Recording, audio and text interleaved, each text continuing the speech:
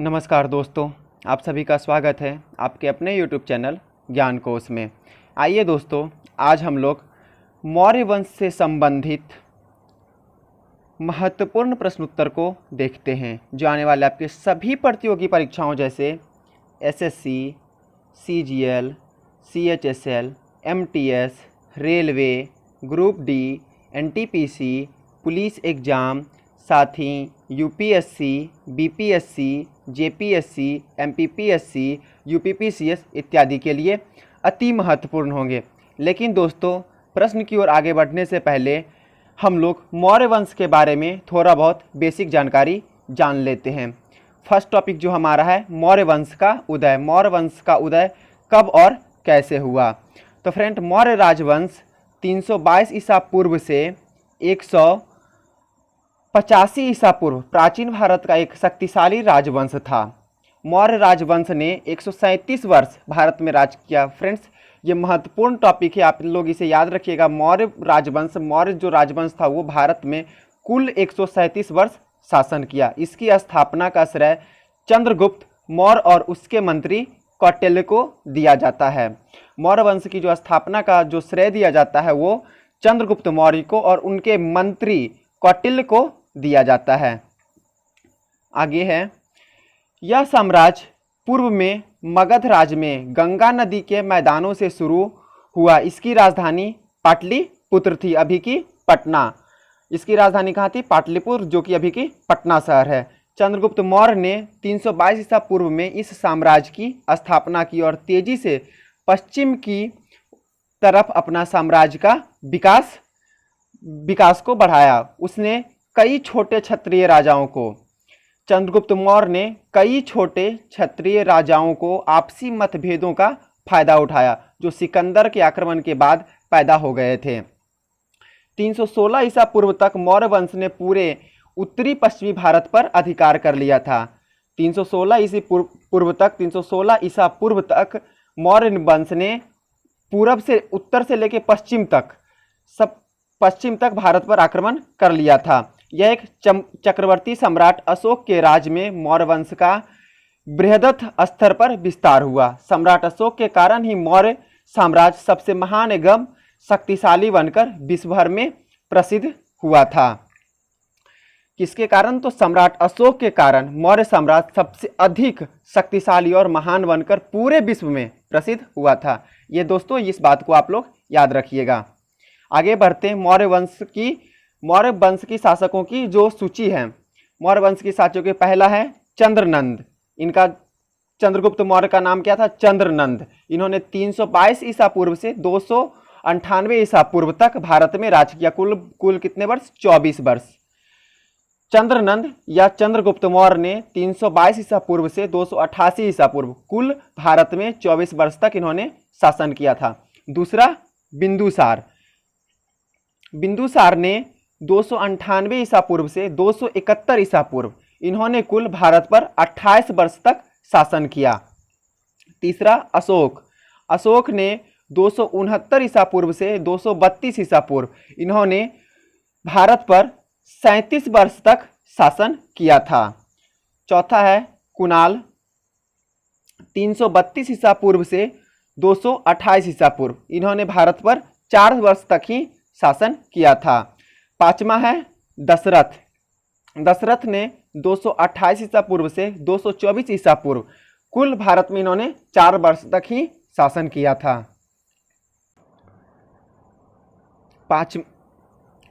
छठा है संप्रति ने 224 ईसा पूर्व से 215 ईसा पूर्व कुल 9 वर्ष तक भारत में शासन किया था।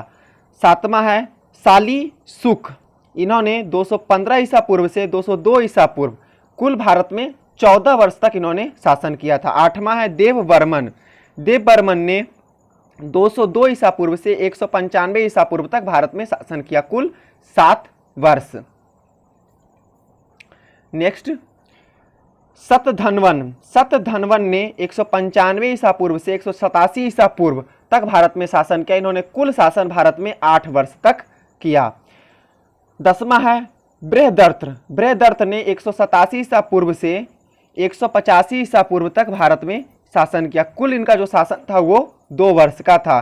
बृहदत्त को पुष्यमित्र शुंग ने मार दिया और इसके बाद भारत पर शुंग वंश का शासन प्रारंभ हो गया था। तो फ्रेंड्स, आपसे ये भी एक क्वेश्चन पूछा जा सकता है कि मौर्य वंश की कुल शासकों की सूची क्या है। तो मौर्य वंश के जो कितने शासक हुए, तो मौर्य वंश के कुल 10 शासक हुए।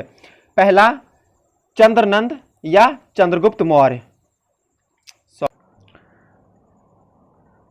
मौर्य वंश के कुल कितने शासक हुए, तो फ्रेंड्स इसका जो पहला हो जाएगा वो मौर्य वंश के कुल 10 शासक हुए, जो कि पहला है चंद्रनंद या चंद्रगुप्त मौर्य, दूसरा बिंदुसार, तीसरा अशोक, चौथा कुणाल, पांचवा दशरथ, छठा संप्रति, सातवां शालीशुक, आठवां देववर्मन, नौवां शतधन्वन, 10वां बृहद्रथ। ये क्वेश्चन में भी आपका आ सकता है कि मौर्य वंश के कुल कितने शासक हुए, तो मौर्य वंश के कुल 10 शासक हुए थे। बढ़ते हैं आगे। मौर्य वंश और मौर्यों का मूल। मौर्य वंश 325 ईसा पूर्व में उत्तर पश्चिमी भारत में, जैसे भारत आज के पाकिस्तान का लगभग संपूर्ण इलाका, सिकंदर के क्षत्रपों का शासन था।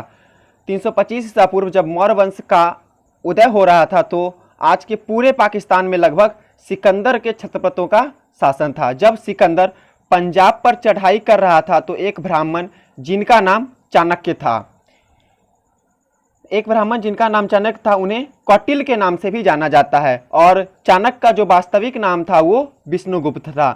फ्रेंड्स, आपसे ये भी पूछा जा सकता है कि चाणक्य का वास्तविक नाम क्या था और चाणक्य के कितने नामों से पुकारा जाता था। तो फ्रेंड्स, चाणक्य का वास्तविक नाम विष्णुगुप्त था और चाणक्य को 3 नामों से पुकारा जाता था। पहला चाणक्य, दूसरा कौटिल्य और तीसरा विष्णुगुप्त। विष्णुगुप्त को मगध साम्राज्य के विस्तार के लिए प्रोत्साहित करने आया। उस समय मगध अच्छा खासा शक्तिशाली था तथा उसके पड़ोसी राज्यों के आंखों का कांटा था, पर तत्कालीन मगध के सम्राट धनानंद ने उसको ठुकरा दिया था। जो उस समय के तत्कालीन सम्राट थे मगध के, धनानंद, उन्होंने विष्णुगुप्त की जो उस समय के जो सम्राट थे, उन्होंने विष्णुगुप्त के सम्राट प्रस्ताव को ठुकरा दिया था। उसने कहा था कि तुम पंडित हो और अपनी चोटी का ही ध्यान रखा करो, युद्ध करना राजा का काम है, तुम पंडित हो, सिर्फ भिक्षा मांगो। इस प्रकार उनको अपमानित कर नंदवंशी का शासक घनानंद ने उनकी शिखा पकड़कर दरबार से बाहर निकलवा दिया था। तभी से चाणक्य ने प्रतिज्ञा या वचन लिया कि धनानंद को सबक सिखाकर रहेगा। फ्रेंड्स, मौर्य साम्राज्य का जो धार्मिक स्थिति थी वो 6ठी शताब्दी ईसा पूर्व मौर्य के उदय के कई 200 वर्ष पूर्व तक भारत में धार्मिक संप्रदायों का प्रचलन था। वे सभी धर्म न किसी रूप से वैदिक प्रथा से जुड़े थे। 6ठी शताब्दी ईसा पूर्व कोई 62 संप्रदायों के अस्तित्व का पता चला था। 6ठी शताब्दी ईसा पूर्व कितने संप्रदायों का पता चला था, तो आप याद रखिएगा 62 संप्रदायों का पता चला था, जिसमें बौद्ध तथा जैन संप्रदायों का उदय कालांतर में अन्य की अपेक्षा अधिक हुआ। मौर्यों के आते आते बौद्ध तथा जैन संप्रदायों का विकास हो चुका था। उधर दक्षिण में शैव तथा वैष्णव संप्रदाय भी विकसित हो रहे थे। मौर्य साम्राज्य का सेना का व्यवस्था कैसा था, तो फ्रेंड्स, मौर्य साम्राज्य में सैन्य व्यवस्था 6 समितियों में विभक्त थी। मौर्य साम्राज्य में सैन्य व्यवस्था कितने में विभक्त थी, तो 6 समितियों में विभक्त थी। सैन्य विभाग द्वारा दृष्ट थी। प्रत्येक समिति में 5 सैन्य विशेषज्ञ होते थे। प्रत्येक समिति में कितने विशेषज्ञ होते थे, तो 5 सैन्य विशेषज्ञ होते थे। पैदल सेना, अश्व सेना, गज सेना, रथ सेना तथा नौसेना की व्यवस्था थी। मौर्य साम्राज्य में कितने सेना की व्यवस्था थी, तो 5 सेना की, पैदल, अश्व, गज, रथ और नौसेना की व्यवस्था थी। सैनिक प्रबंध का सर्वोच्च अधिकारी अंतपाल कहलाता था। सैनिक प्रबंध का जो सर्वोच्च अधिकारी था वो क्या कहलाता था? अंतपाल कहलाता था। ये सीमांत से क्षेत्रों का भी व्यवस्थापक होता था। मेगास्थनीज के अनुसार चंद्रगुप्त मौर्य की सेना 6 लाख पैदल, 50,000 अश्वारोही, 9,000 हाथी तथा 800 रथों से सुसज्जित अजय सैनिक थे। चंद्रगुप्त की सेना में कितने थे? 6 लाख पैदल सैनिक थे, 50,000 अश्वारोही, ये घोड़े पे सवार होकर चलते हैं वो सैनिक थे, 9,000 हाथी पे जो सवार होकर चलते हैं वो सैनिक थे, और 8,800 रथों से सुसज्जित अजय सैनिक थे। मौर्य साम्राज्य का प्रांतीय प्रशासन कैसा था? तो फ्रेंड्स, मौर्य साम्राज्य का जो चंद्रगुप्त मौर्य ने शासन संचालन के सुचारू रूप से चलाने के लिए 4 प्रांतों में विभाजित कर दिया था। मौर्य साम्राज्य में चंद्रगुप्त मौर्य ने शासन को सुचारू रूप से चलाने के लिए प्रांत को 4 प्रांतों में विभाजित किया, जिन्हें चक्र कहा जाता था। इन प्रांतों का शासन सम्राट के प्रतिनिधि द्वारा संचालित होता था। सम्राट अशोक के काल में प्रांतों की संख्या 5 हो गई थी। ये प्रांत थे प्राची, जो कि अभी मध्य प्रदेश, मध्य देश, पाटलिपुत्र में पड़ता है। दूसरा उत्तरापथ, जो कि अभी तक्षशिला में है। तीसरा दक्षिणापथ, जो स्वर्ण नगरी में है। चौथा अवंती राष्ट्र, और 5वां कलिंग। ये प्रांत चक्रों का प्रशासन राजवंशीय कुमार आर्यपुत्र नामक पदाधिकारियों द्वारा होता था। कुमारभाष्य की सहायता के लिए प्रत्येक प्रांत में महापात्र नामक अधिकारी होते थे। शीर्ष पर साम्राज्य का केंद्रीय प्रभाग, तत्पश्चात प्रांत आहार विषय में विभक्त था। ग्राम प्रशासन की निम्न इकाई था। 100 ग्राम के समूह को संग्रहण कहा जाता था। आहार विस्पति के अधीन होता था, जिसे प्रशासनिक अधिकारी स्थानिक था। गोपदास गांव की व्यवस्था करता था। नगर प्रशासन, मौर्य साम्राज्य में नगर प्रशासन की कैसी व्यवस्था थी? तो मौर्य साम्राज्य में मेगास्थनीज के अनुसार मौर्य शासन की नगरीय प्रशासन 6 समिति में विभक्त था। मेगास्थनीज के अनुसार मौर्य साम्राज्य की नगरीय जो प्रशासन था वो कितने समूहों में विभक्त था? तो 6 समूहों में विभक्त था। पहला जो है, प्रथम समिति उद्योग शिल्पों का निरीक्षण करता था। दूसरा जो था, द्वितीय समिति विदेशियों की देखरेख करता था। तीसरा समूह जो था, तृतीय समिति, वो जनगणना करता था। और चतुर्थ समिति जो था, चौथा जो समूह था, वो व्यापार वाणिज्य की व्यवस्था करता था। पंचम समिति जो था, जो पंचम समूह, वो विक्रय की व्यवस्था का निरीक्षण करता था। और जो छठा समूह था, षष्ठ समिति, वो बिक्री कर व्यवस्था का करता था। नगर में अनुशासन बनाए रखने के लिए तथा अपराधों पर नियंत्रण रखने हेतु पुलिस व्यवस्था थी, जिसे रक्षित कहा जाता था।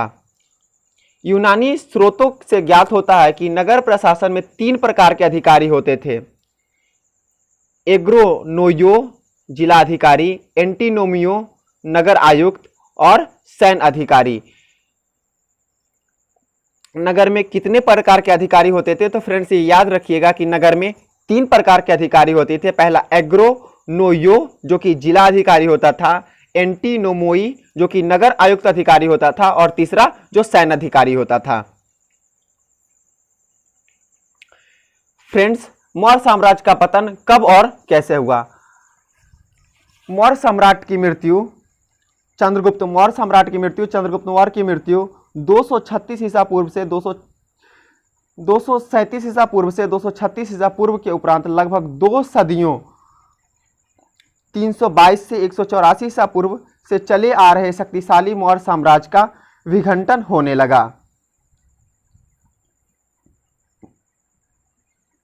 अंतिम मौर्य सम्राट बृहद्रथ की हत्या उसके सेनापति पुष्यमित्र शुंग ने कर दी थी। जो अंतिम सम्राट था मौर्य साम्राज्य का, जो अंतिम सम्राट था बृहद्रथ, उसकी सेनापति ने ही उसकी हत्या कर दी थी। इससे मौर्य साम्राज्य समाप्त हो गया। मौर्य साम्राज्य के पतन के कारण क्या क्या थे? तो फ्रेंड्स, आइए वो देख लेते हैं। मौर्य साम्राज्य के पतन के कारण क्या क्या थे। तो पहला, आरोग्य एवं निर्मल उत्तराधिकारी। दूसरा, प्रशासन का अत्यधिक केंद्रीयकरण। तीसरा, राष्ट्रीय चेतना का अभाव।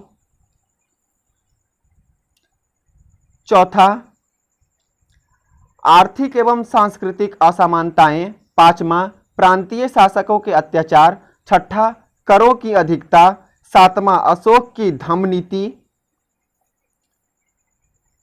आठवां, अमनताओं के अत्याचार। ये प्रमुख थे जो मौर्य साम्राज्य की पतन का कारण बने। इन्हें विभिन्न इतिहासकारों ने मौर्य वंश का पतन के लिए विभिन्न कारणों का उल्लेख किया है। जो विभिन्न इतिहासकार हैं और भी जो इतिहासकार हैं वो इनसे भी अलग अलग प्रकार की जो मौर्य साम्राज्य का पतन हुआ इनके बारे में ये इनकी जो सोच है, इनकी जो उल्लेख है वो अलग अलग प्रकार से हमें मिलती है।